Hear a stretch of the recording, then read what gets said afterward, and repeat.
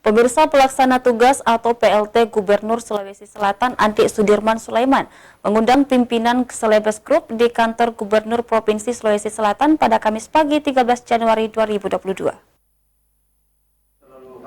Tidak worth it lah. Dia memilih saya untuk hal-hal yang profesional.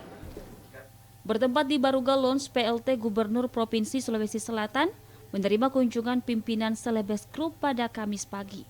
Pertemuan tersebut membahas kerjasama antara pemerintah dengan media untuk saling bersinergi membangun Provinsi Sulawesi Selatan.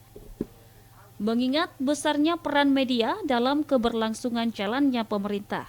Selain itu, PLT Gubernur Sulawesi Selatan membuka ruang seluas-luasnya bagi Celebes Group, terutama dalam mengedukasi masyarakat, khususnya masyarakat Sulawesi Selatan.